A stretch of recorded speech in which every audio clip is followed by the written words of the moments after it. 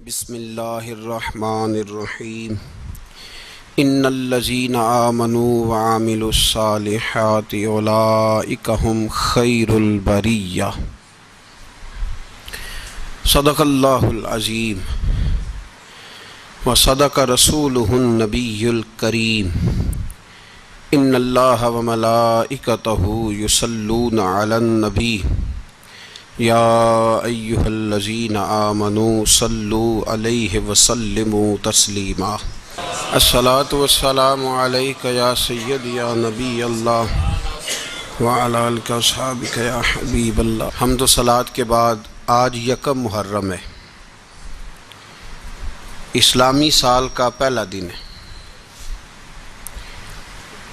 اسلامی سال محرم سے شروع ہوتا ہے اور ذی الحج پہ ختم ہوتا ہے۔ اس بات کا بھی ضرور خیال رکھا کریں کہ ہمارا جو اسلامی سال ہے اس کا آغاز جنوری سے نہیں ہوتا، اس کا آغاز محرم سے ہوتا ہے اور اس کا اختتام دسمبر پہ نہیں ہوتا بلکہ اس کا اختتام ذی الحج پہ ہوتا ہے۔ اسلامی سال کا آج پہلا دن ہے، یکم محرم الحرام، امیر المومنین خلیفۃ المسلمین جانشین مصطفیٰ جبل استقامت اور رسول اللہ کے دین کا بہت بڑا سپاہی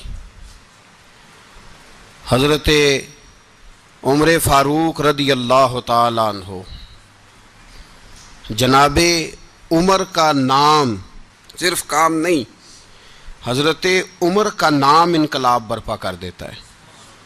حضرت عمر کا نام کفر کے ایوانوں میں جبر، ظلم، شرک کی وادیوں میں جب حضرت عمر کا نام بھی لیا جائے تو بے ایمان کانپنا شروع ہو جاتے۔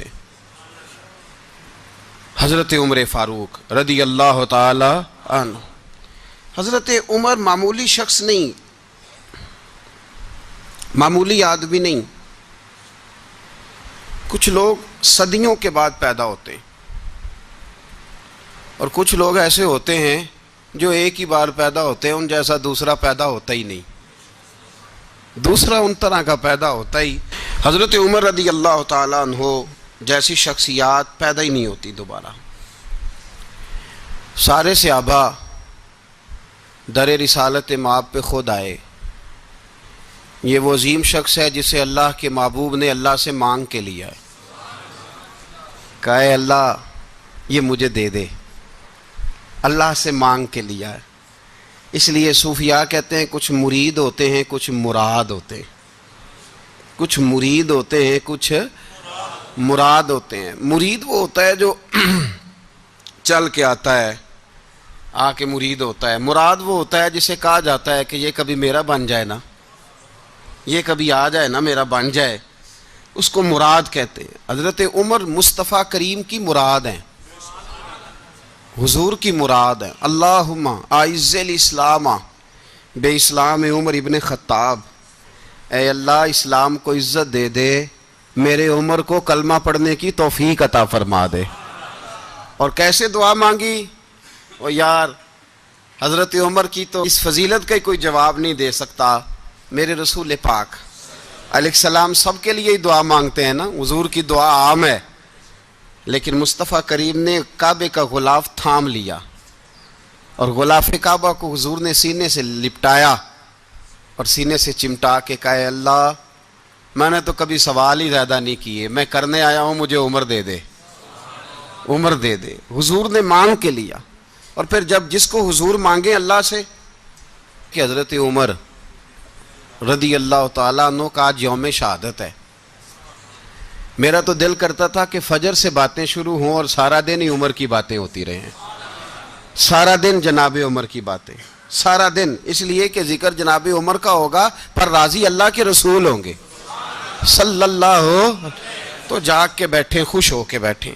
ہمارے ہاں منایا ہی نہیں جاتا، بابے اللہ کی تا ساؤن بھادروں اسو کتا تے منڈے جنوری فروری، تو اسلامی سال بھی گیا اور وہ تاریخیں بھی ساری گئیں۔ یکم محرم امت مسلمہ کے لیے بہت بڑا دن ہے، بہت بڑا دن. یہ شہادت ہے حضرت عمر فاروق کی رضی اللہ تعالی عنہ. یہاں چھوٹی چھوٹی باتوں پہ گورنمنٹ چھٹی کرتی پھرتی ہے، چھوٹی چھوٹی باتوں. الیکشن ہو گیا تو چھٹی، فلاں جگہ پہ تھوڑا سا کسی نے خبر دے دی کہ کوئی پریشانی ہے تو چھٹی، فلاں جگہ یہ ہو گیا تو چھٹی. یہاں تک کہ فلاں وزیر صاحب فلاں علاقے میں آئیں گے تو سارے علاقے کو چھٹی. اور اب تو اس سے بڑا حال ہونے لگا ہے، اگر جن لوگوں کی سندھ میں حکومت ہے ان کے لیڈر کا دن آیا تو اس دن چھٹی، اور جن کی پنجاب میں حکومت ہے ان کا دن آیا تو چھٹی. ہمارا مطالبہ ہے حکومت پاکستان سے، اگر سر اٹھا کے جینا چاہتے ہو تو یکم محرم کو چھٹی کیا کرو. اگر سر اٹھا کے جینا چاہتے ہو تو یکم محرم کو چھٹی کرو جناب عمر کے دن. اور ملت کے جوانوں کو بتاؤ کہ اگر عزت کی زندگی جینا چاہتے ہو تو اس طرح جیو جس طرح فاروق اعظم جی کے گئے ہیں. عزت اور وقار کی زندگی. جمہوریت حضرت عمر سے سیکھنی پڑے گی، حکومت کرنے کے طریقے حضرت عمر سے. رعایا کو سیکھنا پڑے گا کہ امیر کس طرح بنایا جاتا ہے اور امیر کس طرح کے ہوتے ہیں. یہاں لوگ ہمیں یورپ کی مثالیں دیتے ہیں، لوگ یہاں ہمیں آ کر کے امریکہ کی مثالیں، انہیں کیا پتا حکومت کیا ہوتی ہے. وہ کہتے ہیں جی وہ سائیکل پہ جاتا ہے ان کا حکمران. میں نے کہا وہ سائیکل پہ جاتا ہے؟ میرے عمر فاروق مدینے سے مکے گئے تھے تو پیدل ہی حج کرنے چلے گئے، پیدل ہی. اور جناب عمر فاروق رضی اللہ تعالیٰ عنہ عید کی نماز پڑھانے گئے. عید کی نماز عمر خطبہ عید دینے گئے. اور اس زمانے میں کون سا غریب ہے جو ننگے پاؤں جاتا ہو؟ کون سا غریب ہے جو مسجد ننگے پاؤں جاتا ہو؟ لوگوں نے تو 3 قسم کی چپلیں رکھی ہوئی ہیں. ایک مسجد جانے کی علیحدہ ہے، گھر پہننے کی علیحدہ ہے، شادی بیاہ پہ جانے کی چپل علیحدہ ہے. حضرت عمر فاروق رضی اللہ تعالیٰ عنہ نکلے عید کا خطبہ دینے کے لیے تو بیوی سے کہنے لگے جوتا. اس نے کہا صاحب اتنی دفعہ ٹوٹا ہے اب گانٹھا نہیں جا سکتا، اتنی دفعہ ٹوٹا ہے کہ اب دوبارہ پیمند نہیں لگ سکتے. تو حضرت عمر کہنے لگے چل کوئی حرج نہیں، بغیر جوتے کے ننگے پیر ہی چلتے ہیں، کوئی حرج نہیں. تو کہنے لگے لوگ کیا کہیں گے؟ فرمایا چپ کر. لوگ جس دن عمر نے یہ دیکھ لیا نا لوگ اس کے بارے میں کیا کہتے ہیں، اس دن عمر نہیں رہے گا. تو کہا پھر آپ کا نظریہ کیا ہے؟ فرمایا میرا نظریہ یہ ہے کہ رب رسول میرے بارے میں کیا کہتے ہیں. لوگوں کا کیا ہے؟ لوگ کل کسی کے بارے میں کچھ کہتے ہیں اور پرسوں کچھ کہتے ہیں. میرا نظریہ یہ ہے کہ رب رسول میرے بارے میں ننگے پیر عمر جا رہے ہیں. کون جی؟ میں بڑا ماڑا. اچھا جناب کیا غربت ہے؟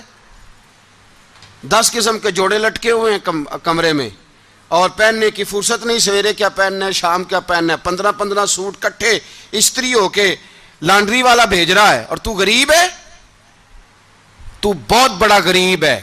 اس لیے کہ غربت پیسوں کی وجہ سے نہیں ہوتی، غربت تو دل کی ہوتی ہے. تو واقعی بڑا غریب ہے اور تو غریب ہی رہے گا. امیر تو عمر فاروق تھے جو ننگے پاؤں چلے گئے عید کی نماز پڑھانے. تو رستے میں جو ملا کہنے لگا عمر جوتا تو پہن لو. فرمایا تمہیں عمر کا جوتا نہ پہننے کا نقص تو نظر آیا ہے، کوئی حرج نہیں. اگر عمر کو کبھی بتانا ہوا تو وہ والا نقص بتانا جو عمر کی سیرت میں پیدا ہو، کردار میں پیدا ہو، وہ والا نقص بتانا. یہ چھوڑو جوتے آتے جاتے رہتے. ننگے پاؤں گئے، پاؤں دھوئے، نماز پڑھائی، لوٹ آئے. او بھائی یہاں تو ہمارا بناؤ سنگار اترنا، جتنی توجہ کپڑوں کی طرف ہے اتنی توجہ کبھی ہماری علم کی طرف ہوتی نا، جتنا ذوق شوق ہمارا بناؤ سنگار کی جانب ہے، اتنا بناؤ سنگار کبھی ہمارا اخلاقیات کی جانب ہوتا تو معاملات بڑی حد تک سنورے ہوئے ہوتے. حضرت سیدنا فاروق اعظم رضی اللہ تعالی اپنی زندگی کو ترتیب دیا. ایک دن بھی خلافت نہیں مانگی اللہ سے. حضرت عوف بن مالک اشجعی ایک صحابی ہیں. حضرت عوف بن مالک رضی اللہ تعالیٰ عنہ فرماتے ہیں کہ جناب ابو بکر صدیق کا زمانہ تھا تو میں نے خواب دیکھا. میں نے خواب میں جناب عمر کو دیکھا اور میں نے دیکھا کہ کوئی کہنے والا کہہ رہا ہے کہ عمر وہ ہے کہ اللہ کے رستے میں کوئی اسے جتنا مرضی برا بھلا کہے یہ پرواہ نہیں کرتا. کس کے رستے میں؟ بولے سارے. اس کا مطلب ہے اللہ کے رستے میں لوگ برا بھلا بھی. قرآن مجید نے کہا وَلَا يَخَافُونَ لَوْمَةَ لَائِمٍ. کچھ لوگ ایسے ہیں جو برا بھلا کہنے والوں کی پرواہ تو پرواہ نہیں کرتے. آپ یقین کریں اگر پرواہ شروع ہو جائے نا تو دین کا کام ختم ہو جائے. نہ کوئی تقریر کرے، نہ کوئی تدریس کرے، نہ کوئی پیری مریدی کرے، ختم ہو جائے اگر باتوں کی پرواہ ہو. لیکن وہ پرواہ، حضرت عوف بن مالک اشجعی کہتے ہیں میں نے خواب میں دیکھا کہ عمر وہ ہے جو کسی کی پرواہ، اور دوسری بات میں نے یہ دیکھی کہ عمر خلیفہ بنے گا، اور تیسری بات میں نے خواب میں یہ دیکھی کہ عمر شہید بھی کیا جائے گا، عمر شہید بھی ہوگا. یہ میں نے 3 باتیں خواب میں دیکھی. فرماتے ہیں میں نے آ کے خواب حضرت ابو بکر صدیق کو سنائی، وہ خلیفہ تھے. وہ کہنے لگے ٹھہر جا، میں عمر کو بلاتا ہوں، اس کے سامنے دوبارہ سنانا، اس کے سامنے. فرماتے ہیں میں نے بلایا حضرت عمر فاروق کو، آ کے بیٹھے، خواب شروع ہوا. کا ایک بات تو میں نے یہ دیکھی کہ آپ ملامت کرنے والے کی پرواہ نہیں کرتے، دوسرا آپ خلیفہ بنے گے. جناب عمر کہنے لگے چپ کر، ابو بکر کے سامنے ہی کہہ رہا ہے، چپ کر، خلیفہ کے سامنے ہی کہہ رہا ہے. تو حضرت ابو بکر صدیق کہنے لگے عمر اسے کہنے دو، مجھے لگتا ہے رب کی رضا یہی ہے کہ میرے بعد اگر مصطفیٰ کا منبر ملے تو عمر کو ملے، اسے کہنے دو، کہنے دو. یار یہاں تو لوگ ڈینگے مارتے ہیں، یہاں تو لوگ دعوے کرتے ہیں میرے سامنے فلانے کو بھی بٹھاؤ، فلانے کو بھی بٹھاؤ، اس کو کیا پتا، اس کو کیا پتا. یہ تو بڑکے مارنے کا دور ہے. حضرت عمر رضی اللہ تعالیٰ عنہ کو تیسری بات کہی. حضرت عوف بن مالک نے کہا آپ شہید کیے جائیں گے، میں نے خواب دیکھی ہے. نیک لوگوں کے خواب بڑی حد تک سچے ہوتے ہیں.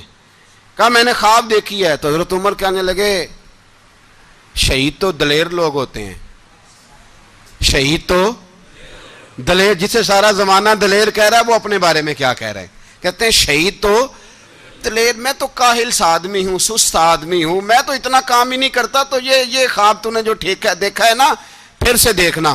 تو ابو بکر صدیق فرمانے لگے عاجزی نہ کر، انکساری نہ کر، تو جو کہہ رہا ہے ٹھیک کہہ رہا ہے، لیکن مجھے سن کے شکر بھی ہوا ہے اور افسوس بھی ہوا ہے.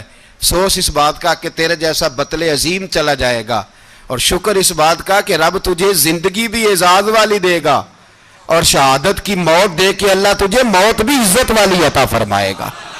اللہ موت بھی تجھے عزت والی دے گا، تجھے کاہلوں جیسی موت اللہ. حضرت فاروق اعظم رضی اللہ، او بھائی یہاں تو اس زمانے کا سب سے بڑا مسئلہ پروٹوکول ہے. لوگوں کو پتہ ہوتا ہے کامل پیر ہے، کامل مرشد ہے، لوگ نہیں جاتے. میں کسی کا مرید ہو جاؤں، میرا پروٹوکول کدھر گیا؟ پتہ ہوتا ہے یہ کامل استاد ہے، میں اس کے پاس بیٹھوں گا تو میری تربیت کرے گا، لیکن لوگ شاگرد نہیں بنتے. میں کدھر گئی؟ یہ جو پروٹوکول کی مصیبت ہے نا، اس نے بڑے بڑے لوگ زیرو کر دیے، بڑے بڑے لوگ. اور یہ مت سمجھے کہ آپ کا وزیر اعظم پروٹوکول لیتا ہے یا آپ کا صدر پروٹوکول، وزراء، ایسی کوئی بات نہیں. ہم چھوٹے طبقے سے لے کر بڑے سارے پروٹوکول کے قائل ہیں. ہمارا تو داماد بھی کہتا ہے کہ مجھے پوچھا نہیں میں تمہارے گھر کیوں آؤں. ہمارا تو بھائی ہر شخص اعلان کرتا ہے پروٹوکول کا، فلانے نے عزت نہیں دی تو واپس آ جاؤ، فلانے نے سلوٹ نہیں کیا تو واپس آ جاؤ. لوگ جہاں سلوٹ کرنا چاہیے وہاں بھی سلوٹ کرانے کے قائل ہیں. پر حضرت عمر رضی اللہ تعالی، حضرت عمر کی سادگی اور پھر جناب عمر کی عاجزی، جب انسان اپنے اوپر سوار کر لیتا ہے نا، سوار کر لیتا ہے، میں بدکار پرانا خادم، کسے در ملی نٹ ہوئی، تے واصف یار نے نظر جو کیتی تے واصف ہی ہو. میں اکثر سوچتا ہوں حضور نے جہاں بھی کہا نا، فرمایا میرے بعد نبی ہوتے تو خطاب کے بیٹے عمر ہوتے. حضور نے فرمایا عمر جس رستے سے جاتا ہے شیطان وہ رستہ بدل جاتا ہے. نبی پاک صلی اللہ علیہ وسلم نے فرمایا میرا عمر وہ ہے کہ اس کی زبان پر حق جاری ہے. حضور علیہ الصلوۃ والسلام نے فرمایا 950 سال حضرت جبریل میرے عمر کی شان بیان کریں تو ان کی عظمت ختم نہیں ہوتی. 950 سال جبریل عظمت بیان کرے تو ختم نہیں ہوتی. یہ بات ہے حضرت عمر کی. اور فرمایا عمر ابو بکر کی نیکیوں میں سے ایک نیکی ہے. یہ شان ہے اب عمر فاروق رضی اللہ تعالیٰ عنہ کی. حضور نے فرمایا میرے بعد نبی ہوتے تو عمر ہوتے، جس گلی سے عمر آئے شیطان رستہ بدل جائے. میرے عمر فاروق کی شان 950 سال بیان ہو تو ختم نہ ہو. عمر کی زبان پر اللہ حق بیان کرتا ہے، جو عمر کہتا ہے وہی رب کر دیتا ہے۔ حضور ساری زندگی فضیلتیں بیان کرتے رہے، عمر جواب میں کیا کہتے ہیں؟ کوئی بتائے نا کہ یہ والی حدیثیں کبھی عمر نے بھی روایت کی ہوں کہ حضور نے میرے بارے میں یہ کہا ہے۔ یہ روایتیں وہ روایت نہیں کرتے، ان سے جب لوگ کہتے عمر تیری بڑی بات ہے تو عمر رو پڑتے، کہتے میں تو اونٹ چرانے والے باپ کا بیٹا ہوں، میں تو اونٹ چرانے والے باپ کا بیٹا، اونٹ چرا۔ اس سے آگے عمر گئے ہی نہیں ساری زندگی، اس سے آگے لفظ ہی نہیں ادا کی۔ اور میں تو بھائی اونٹ چرانے والا، میرا باپ تو اونٹ چرایا کرتا تھا، 10 اونٹ تھے، میری ڈیوٹی ہوتی تھی، سنبھالے نہیں جاتے تھے، ابا ڈنڈوں سے مارتا تھا۔ ساری زندگی عمر حج کرنے گئے، ایک خشک تنا کھجور کا عمر فاروق رضی اللہ تعالیٰ عنہ نے اس کو اپنے کلاوے میں لیا، رونے لگے۔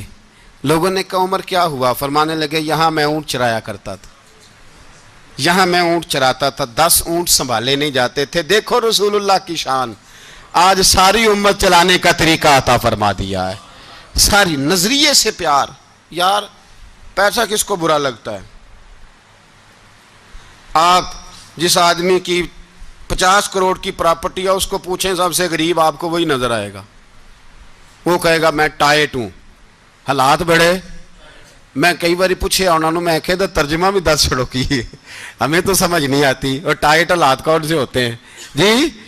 جس آدمی کا کروڑوں میں کاروبار ہے نا، اس کو آپ چھیڑے وہ رونے لگ جائے گا، رونے۔ تو کئی میں نے ایسے دیکھے ہیں کرائے کا مکان ہے، ان سے پوچھیں صاحب کیا حال ہے، تو کہتے ہیں جتنی اللہ نے شان والی زندگی ہمیں عطا کی ہے کسی کو نہیں دی ہوئی۔ اس کا مطلب ہے خوشی بھی یہی ہے اور غم بھی یہی، اندر سے خوشی ہے، اندر سے ہی۔ تو نے اگر راضی رہنا ہے تو ادھر سے رہنا ہے، ناراض رہنا ہے تو بس اپنے آپ کو خوش رکھے گا تو ہو جائے گا۔ سارے صحابہ مل کے آئے، کہنے لگے عمر فاروق سے کہنا ہے نبی پاک کے زمانے میں تو ظاہراً غربت تھی، ابو بکر کے دور میں بھی غربت تھی، اب تو بڑا مال ہے۔ عمر سے سفارش کرو کہ عمر نیا کرتا پہنا کرے، ملکوں کے سفیر آتے، عمر وہی پھٹی پرانی چادر اوڑھ کے اور وہی کئی جگہ پہ پیوند لگے سوٹ پہن کے سفیروں کے سامنے بیٹھ جاتا ہے۔ عمر کو مشورہ دو، طے ہو گئی بات۔ سب نے جب مشورہ دے لیا تو سارے کہنے لگے یہ بتاؤ شیر کی مونچھ کو ہاتھ کون لگائے گا؟ کہنا کس نے ہے؟ بندہ بھی تو ڈھونڈو نا۔ نے کہا جناب میرا یہ خیال ہے کہ مولا علی شیر خدا کہیں گے، کیونکہ جس شخص کی عمر کو سب سے زیادہ حیا کرتے دیکھا وہ شیر خدا مولا علی ہیں رضی اللہ تعالی علی کہیں گے۔ اس لیے کہ جناب علی تو کئی دفعہ جب گفتگو کرتے تھے تو حضرت عمر چپ کر جاتے تھے اور فرماتے تھے علی نہ ہوتا تو میں ہلاک ہو جاتا۔ تو کہا علی سے کہو۔ جناب علی شیر خدا کو بلایا، کس کام کے لیے جی؟ اللہ اکبر۔ یہ ذرا اپنے اس دور پہ اس بات کو ذرا لاکا جناب ان سے کہیں کہ زیادہ نہیں، ایک کرتا نیا پہن لے، سفیر آتے ہیں وزیر آتے ہیں تو ایک کرتا نیا پہن لے۔ حضرت علی کو بلایا، آپ فرمانے لگے کوئی اور بات ہوتی تو میں کہہ دیتا، یہ والی میں نہیں کہہ سکتا، کوئی اور ہوتی تو میں عمر کو کئی دفعہ کہہ دیتا ہوں، جلال میں بھی تو سن، یہ والی میں نہیں کہہ سکتا، میں تمہیں ایک مشورہ دیتا ہوں۔ کہا وہ کیا؟ کہنے لگے سیدہ عائشہ صدیقہ سے کہو، وہ مومنوں کی ماں ہیں، عمر ٹالے گا نہیں۔ اماں جی سے جا کے کہا اماں جی نیا کرتا عمر سے کہیں پہن لیں، وزیر آتے ہیں بڑے بڑے لوگ تو چلو کوئی حرج نہیں۔ اماں جی نے کہا اچھا کوئی بات نہیں میں بلا لیتی ہوں۔ جناب عائشہ نے پیغام بھیجا، جب خادم نے کہا نا مصطفیٰ کے گھر سے پیغام آیا ہے تو 20 لوگ بیٹھے تھے، عمر کانپتے ہوئے اٹھے، کانپتے دوڑے۔ حضرت عائشہ پردے میں تھی تو فرماتی ہیں عمر اتحیات کی حالت میں بیٹھ گئے۔ کہا اماں جی دیر تو نہیں ہو گئی مجھے آنے میں؟ کہا نہیں ٹائم پہ آ گئے ہو۔ کس لیے بلایا تھا؟ کہا عمر دیکھو غربت کے معاملات اور ہوتے ہیں، جب اللہ آسانی دے تو کوئی چیز استعمال کرنا حرام نہیں ہوتی، اگر حرام ہے تو بتاؤ۔ کہا نہیں اماں جی حلال ہی ہے۔ تو فرمایا پھر اتنے سفیر آتے ہیں مشیر آتے ہیں، اب تو مال غنیمت بڑا آتا ہے، ڈھیر لگ جاتے ہیں مسجد میں، تو چل ایک نیا کرتا تم بھی پہن لیا کرو، اور آپ نیا کرتا پہنو گے تو دھاک بیٹھے گی غیروں پر۔ تو صحابہ کا مشورہ ہے کہ آپ نیا لباس پہنیں۔ اماں جی کہتی ہے میں نے حکم دیا تو عمر چپ کر گئے، گردن جھک گئی۔ تھوڑی دیر کے بعد سیدنا عمر فاروق نے سر اٹھایا تو داڑھی پہ آنسو گر رہے تھے، رو پڑے، کہنے لگے پاک محبوب کی پاک بیوی، جیسے حکم کرتی ہو میں حاضر ہوں، پر مجھے وہ والا لباس پہنانا جو میرے مصطفیٰ نے پسند فرمایا ہے۔ اگر یہ رنگ رسول پاک کا ہے تو میں حاضر ہوں، اور اگر نبی پاک کا نہیں تو پھر جیسے آپ حکم کریں۔ جناب عائشہ کہتے ہیں عمر روئے تو میں زیادہ روئی، میرا پلو بھیگ گیا آنسوؤں سے۔ میں نے کہا عمر آپ جائیے۔ عمر یوں نکلے تو جو صحابہ کھڑے تھے وہ کونے میں تھے، سارے آ گئے، کہا اماں جی کیا بناؤ؟ فرمایا بھائی تم سب جو باتیں کہتے ہو وہ اپنی جگہ ٹھیک ہیں، پر عمر جو بات کرتا ہے وہ سب سے زیادہ ٹھیک ہے۔ عمر جس پہلو پر بات کرتا ہے وہ، یار ایسی عاجزی، ایسا رنگ، ایسا انداز، ایسا طرز حیات، ایسی زندگی۔ اولاد کے معاملے میں لوگ بزدل ہو جاتے ہیں، بزدل، پر حضرت عمر کا بیٹا مصر گیا، وہاں سے کمائی کر کے لایا، تجارت کرنے گیا، لاکھوں کا مال۔ کون سا باپ ہے دنیا میں جس کا بیٹا باہر سے پیسے لے کے آئے تو ابا تفصیل پوچھے کہ بیٹا کہاں سے کمائے، کہاں سے لایا، کتنے ملے، کیوں آئے؟ کون سا باپ تفصیل پوچھتا ہے؟ ابا تو کہتا ہے لا صحیح، اور تعریفیں کرتا ہے میرا بیٹا بڑی کمائی کرتا ہے۔ کبھی پوچھا ہے اس سے کہ ڈیوٹی صحیح دیتا ہے کہ نہیں؟ کبھی پوچھا ہے کہ تو ایمانداری کی روزی لاتا ہے کہ حرام کی کماتا ہے؟ یہ باپ کی ذمہ داری ہے، یہ اماں کی ذمہ داری ہے۔ پھر کہتا ہے بیماری کیسے آ گئی، پریشانی کیسے آ گئی؟ تو نے کبھی سوال کیا اپنی اولاد سے؟ حضرت عمر فاروق رضی اللہ تعالیٰ عنہ کا بیٹا مصر سے پیسے کما کے لایا تو جناب عمر نے بلایا، فرمایا بیٹے اتنی تو تیرے پاس راس ہی نہیں تھی، تھوڑے سے تو پیسے لے کے گیا تھا، اتنی کمائی کیسے ہو گئی؟ اتنے تو پیسے نہیں تھے صاحب، کہاں سے کمائی لائے؟ اس نے کہا ابا جی وہ جو میرے چچا ہے نا مصر کے گورنر، آپ کے دوست، انہوں نے میری مدد کی ہے۔ فرمایا جتنے لوگ گئے تھے سب کی ہے مدد اس نے؟ کہا نہیں صرف میری کی۔ فرمایا تیری کیوں کی؟ تیری کیوں کی؟ کہا حضور آپ کے دوست ہیں۔ فرمایا چپ کر، حضور انہوں نے مجھے اتنے پیسے دیے، میں نے کاروبار میں ڈالے تو نفع آیا تو میں ان کی رقم دے کے۔ فرمایا خاموش ہو جا، باقی جتنے لوگ گئے تھے سب کی مدد کی اس نے؟ کہا نہیں حضور صرف میری کی۔ فرمایا اس نے تیری مدد نہیں کی، اس نے خلیفہ کے بیٹے کی مدد کی، اس لیے کہ وہ خلیفہ کو اپنے حق میں نرم کر سکے۔ فرمایا آدھا مال تیرا ہے، آدھا مال غنیمت کا ہے، مال خزانہ کا ہے، مسلمانوں کا ہے، اس لیے کہ تو جو وہاں سے مال کما کے لایا ہے وہ اپنے باپ کے خلیفہ ہونے کی وجہ سے کما کے لایا ہے، لہذا رکھ ادھر۔ یہاں کہتے ہیں کدھر سے آیا، کیسے آیا، کون سا حساب دیں، کیا کریں؟ او بھائی حضرت عمر رضی اللہ تعالیٰ عنہ کا اپنی اولاد کے بارے میں یہ رنگ ہے۔ ایک جنگ سے نا خوشبو آئی، خوشبو بڑی مہنگی ہوتی تھی، عرب میں خوشبو آج بھی بڑی مہنگی ہے، وہ زیادہ استعمال کرتے ہیں۔ میری باتوں کی سمجھ آ رہی ہے میرے بھائیوں؟ بڑی مہنگی خوشبو تھی۔ جب وہ خوشبو آئی تو حضرت عمر نے کہا، گھر میں پہلے پہنچی حضرت عمر کے، چونکہ زیادہ عورتیں استعمال کرتی تھی گھر کے اندر خوشبو، مرد بھی لگاتے تھے۔ حضرت عمر نے اپنی بیوی سے کہا، آپ کی زوجہ تو تھی وہ بڑی خوشبو کو پسند کرتی تھی۔ حضرت عمر نے اپنی زوجہ سے کہا کہ خوشبو لاؤ، میں نے ایک عورت کی ڈیوٹی لگائی ہے، وہ خوشبو تول کے نا تو حصہ برابر صحابہ میں بانٹ دے گی۔ تو آپ کی زوجہ کہنے لگی کسی بی بی کی ڈیوٹی لگانے کی کیا ضرورت تھی، میں جو موجود تھی میں بانٹ دیتی ہوں تول کے حصہ برابر۔ آپ نے فرمایا نہیں تو رہنے دے، فلانی بی بی بانٹے گی۔ کہا حضور میں نے بھی بانٹنی ہے، میرے پہ کچھ حق ہے؟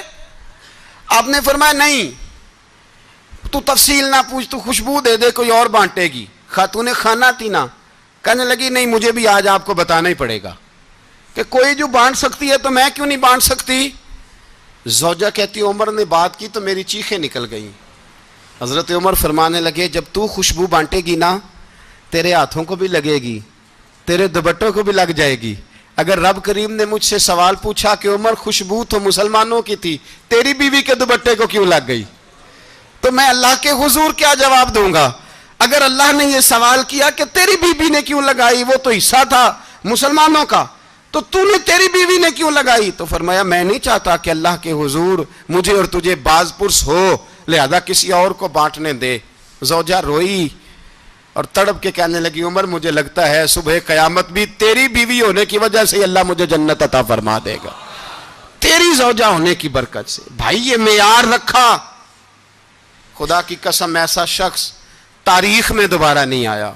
اتنا بڑا آدمی، اتنا بڑا شخص، اتنا بڑا آدمی، اور پھر رنگ یہ ہے کہ عمر 22 لاکھ مربع میل کا حکمران، 22 لاکھ، اور کھجور کے درخت کے نیچے مٹی کا ڈھیلا لے کے سو گئے ہیں، پرواہ کوئی نہیں، کوئی مسئلہ ہی نہیں۔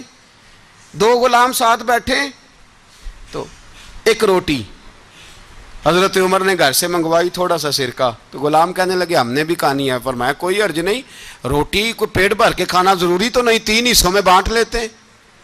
ایک آدمی آیا ہوا تھا مصر کا رہنے والا ملنے کے لیے، اس نے پوچھا عمر کدھر ہیں؟ تو کہا وہ ادھر جاؤ مسجد میں بیٹھے ہوں گے، اور واپس آیا تو کہنے لگا وہاں تو 3 غلام بیٹھے ہیں، ایک روٹی بانٹ بانٹ کے کھا رہے ہیں، لگتا ہے کئی دنوں سے روٹی نہیں ملی۔ کہا 3 غلام تو کوئی نہیں، وہاں 2 ہی تھے، تیسرے تو امیر المومنین تھے۔ اس نے کہا نہیں نہیں، 3 غلام ہیں، کپڑے بھی ایک طرح کے پہنے ہوئے ہیں، بلکہ 2 کے تو پھر صحیح ہیں، تیسرے کے تو زیادہ ماڑے ہیں، کپڑے بھی ایک طرح کے، کھانا پینا بھی ایک طرح کا، اور ان کا نشست برخاست بھی ایک طرح کی ہے، لہذا کوئی فرق نہیں۔ حضرت ابو ہریرہ کہتے ہیں میں لے کے آیا، اور جناب عمر کو جب میں نے کچی زمین میں تامت سمیٹ بیٹھے دیکھا تو میں رو پڑا۔ میں نے اس مصر سے آنے والے کو کہا تو اس کے جلوے دیکھ، اگر اس کی ذات میں اتنا حسن ہے تو محمد عربی کا مقام کیا ہوگا؟ یہ مقام غور ہے، مقام غور۔ 10 محرم کو لوگ دیگے پکائیں گے نا؟ نہیں پکانی ہے؟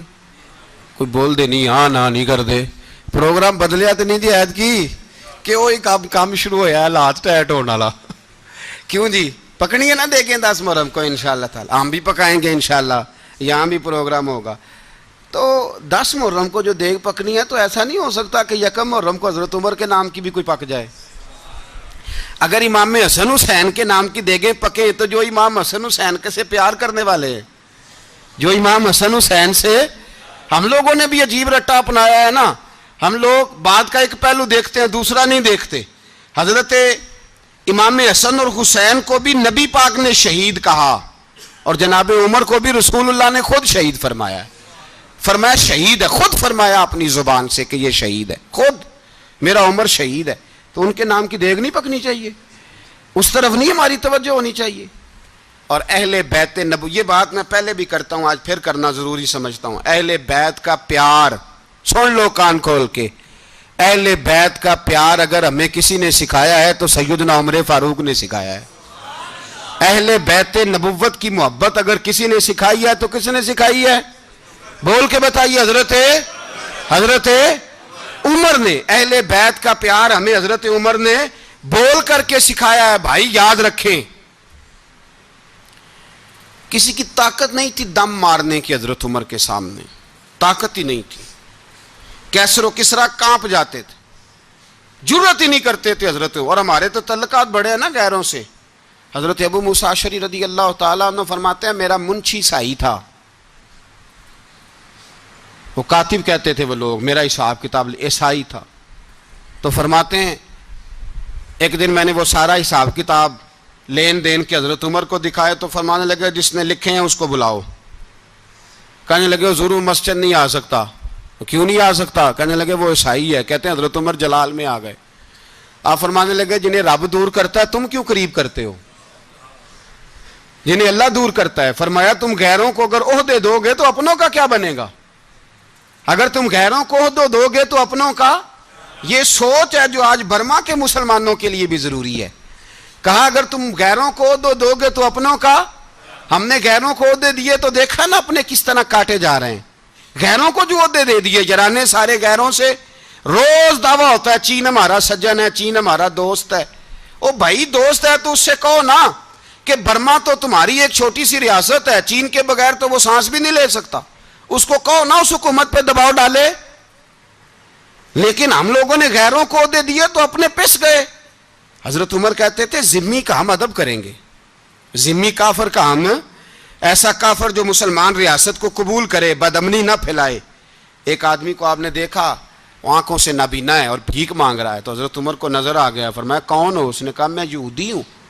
فرمایا بھیک کیوں مانگتے ہو؟ کہا جب تک تندرست تھا مسلمانوں کو جزیہ دیتا تھا, بوڑھا ہو گیا ہوں کیا کروں. حضرت عمر نے گھوڑے کی پشت پہ بٹھایا, کافر کو گھوڑے کی پشت پہ بٹھایا اور بٹھا کے مدینے لائے. حضرت علی شیر خدا وزیر خزانہ تھے. فرمایا علی اس کا وظیفہ جاری کرو. کہا یہ کون ہے؟ فرمایا یہ یہودی ہے لیکن یہ ہمیں جزیہ دیتا رہا, بوڑھا ہو گیا بیچارہ, بھیک مانگنے پہ مجبور ہے, ہماری حکومت کے اندر رہتا ہے, اس کا پورا وظیفہ جتنا خرچہ اتنا وظیفہ لگاؤ. حضرت علی کہتے ہیں میں وظیفہ لگا رہا تھا اور وہ میرے نبی کا کلمہ پڑھ رہا تھا, وہ رسول اللہ کا کلمہ پڑھ رہا تھا. یہ مزاج, یہ نہیں کہ کافر. حضرت عمر نے گورنروں کو خط لکھے تھے کہ زبردستی کسی کو مسلمان نہیں کرنا, جہاں ان کی عبادت گاہیں بنی ہو گرانی نہیں, کوئی مندر کوئی گرجا ضائع نہیں کرنا. اسلام سب کو جینے کا موقع دیتا ہے, پر بے ایمانو ظالموں بدذاتوں تمہیں یہ کہتا ہے کہ ہم تمہیں جینے کا موقع دیتے, تم بھی مسلمانوں کو جینے کا موقع دو. یہ جہاں بستے ہیں جہاں رہتے ہیں انہیں وہاں جینے کا موقع دو, انہیں بھی اللہ اکبر کہنے کا موقع دو, انہیں بھی قرآن پڑھنے کا موقع دو, انہیں بھی رسول اللہ پر درود پڑھنے کا موقع دو.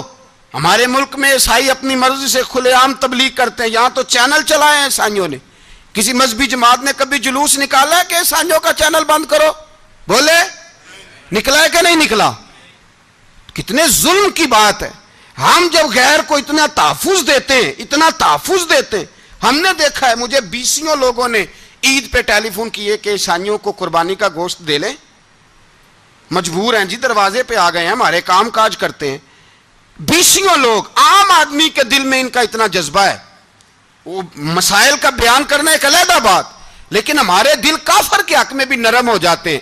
تم کس قدر زیادہ بے ایمان ہو اور کفر کس قدر زیادہ ذلیل ہو گیا ہے کہ مسلمان کے حق میں نرم ہوتا ہی نہیں.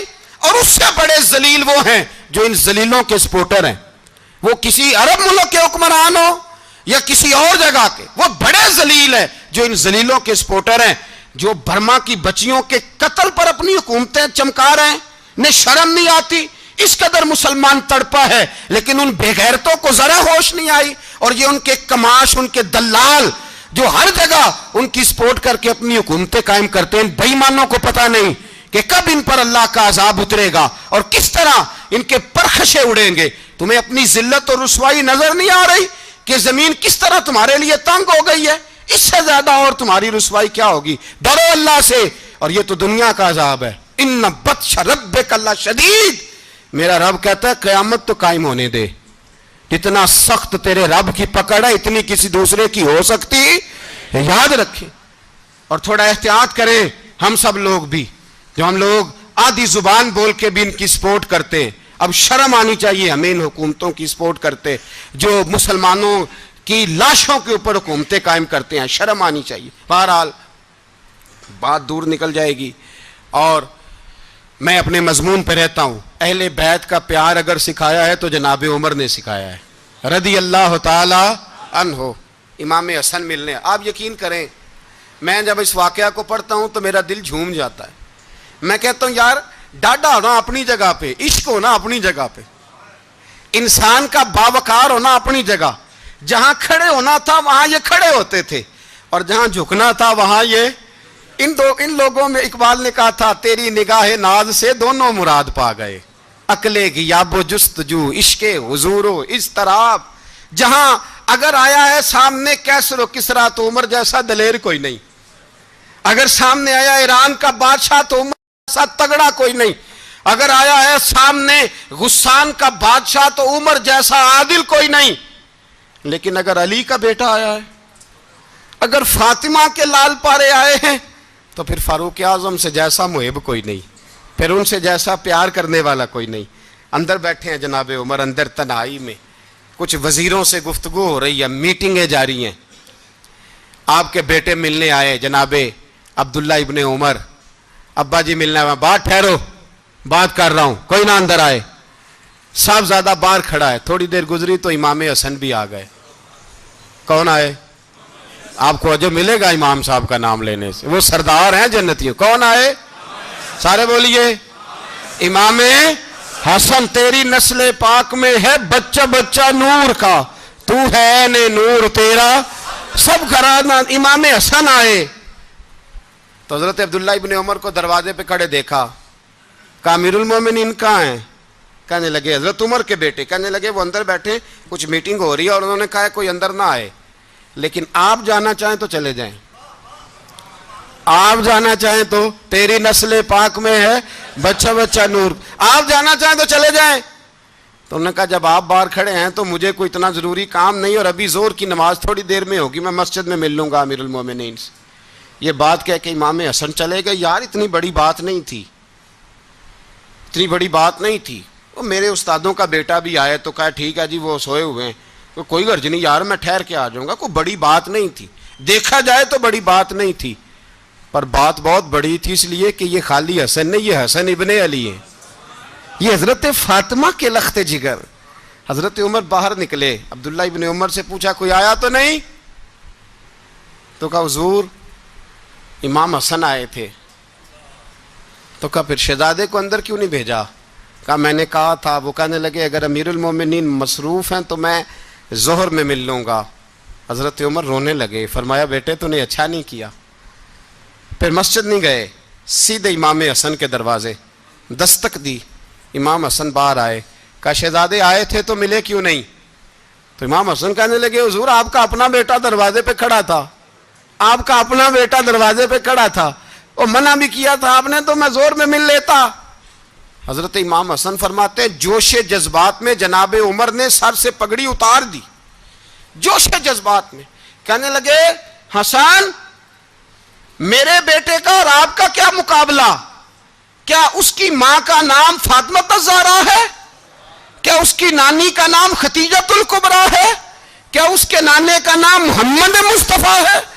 آپ کا اور اس کا کیا مقابلہ؟ پھر رو پڑے اور کہنے لگے بیٹے میں مکے کے صحراؤں میں اونٹ چرایا کرتا تھا, یہ جو میرے سر پر عزت کے بال ہیں یہ تیرے نانے کے اگائے ہوئے, میں مکے کے خبردار شہزادے خبردار. او بھائی اہل بیت نبوت کے ادب کا رنگ اگر سکھایا ہے تو سیدنا عمر نے سکھایا ہے. حضرت عمر فاروق اتھارٹی ہیں, اسلام کی اتھارٹی. یکم محرم حضرت عمر کی شہادت ہے. یہودی بول اٹھا, کافر بول اٹھا. اگر 6 مہینے عمر دنیا میں اور رہتے تو دنیا میں کوئی کافر موجود نہ ہوتا. 6 مہینے. اور جب اس بطل جلیل کا جنازہ اٹھا, اللہ بخاری پڑھیے نا, اللہم ارزقنا شہادت فی سبیلک, اللہ بسترے کی موت نہ دینا, شہادت کی دینا. عمر شہید ہوئے, مسجد نبوی میں نماز پڑھاتے, اور جب جنازہ اٹھا تو مدینے کا پھر پیچھے جو دلیر بچے وہ مولا علی تھے. مولا علی, جناب عمر کا جنازہ اٹھا تو سب سے پہلی ہائے جو نکلی وہ حضرت علی کی زبان سے نکلی, اور حضرت علی ساری داڑھی آنسوؤں سے بھر گئی. لوگوں نے کہا کہ علی کیا ہوا؟ فرمانے لگے تم دیکھ نہیں رہے جنازہ کس کا اٹھا ہے, پلٹ کے دیکھو تو صحیح, تم پتہ نہیں یہ کون گیا ہے. کہ حضور کیا ہوا؟ آپ فرمانے لگے عمر اس طرح کے کام کر کے گیا ہے, اب ان کے رستوں پہ کون چلے گا؟ کون اس کے جگر راہ وفا میں؟ میں نقش ایسے چھوڑ آیا ہوں, میں جس منزل سے گزرا ہوں وہ اب تک یاد کرتی ہے. حضرت علی حضرت عمر کے جنازے پہ کھڑے ہو کے کہتے ہیں اللہ مجھے اس طرح کے عمل کرنے کی توفیق دے جس طرح کے عمر کر کے گیا. میرے بھائی بطل عزیز, بطل حریت حضرت عمر رضی اللہ تعالیٰ عنہ, جو اپنی زندگی انقلاب والی گزار کے گئے. عمر جب دنیا سے گئے تو 80 دینار کا قرضہ تھا, 22 لاکھ مربع میل کا حکمران.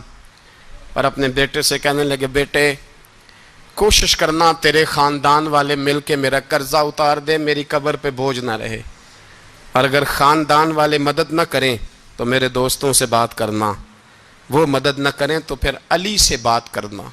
ان کا پیار آپس میں اتنا, اور تو اختلاف ثابت کر رہا. 80 دینار کا قرضہ چھوڑ کر حضرت عمر دنیا سے گئے, اور جاتی دفعہ کہہ گئے میرے بعد میرے بچوں کو حکومت کے مشورے میں بھی شامل نہ کرنا, حکومت کے مشورے میں بھی میری اولاد شامل نہ ہو. اتنا بڑا شخص اتنا بڑا رنگ دے کے یکم محرم کو جب عمر فاروق کا وصال ہوا تو بیٹے سے کہنے لگے اماں عائشہ سے جا کے کہو میرا بھی نبی پاک کے روزے میں دفن ہونے کو دل کرتا ہے۔ ایک قبر کی جگہ ہے اماں جی نے اپنے لیے رکھی ہے، بخاری ہے بخاری۔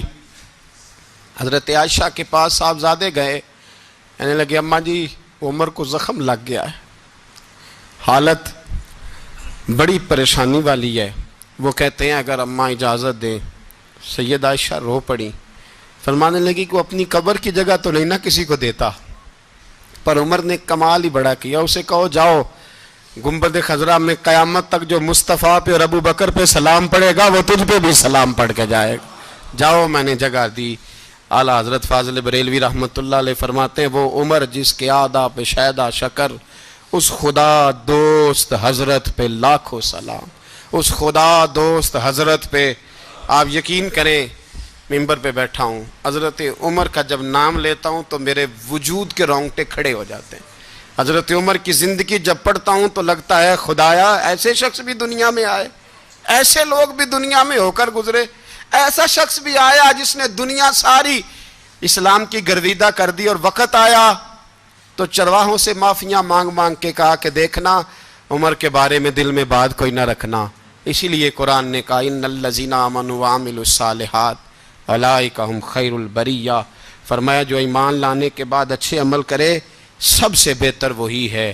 دعا ہے اللہ ہماری نسل کو حضرت عمر کے نقش قدم کا مسافر بنائے۔ آخر دعوانا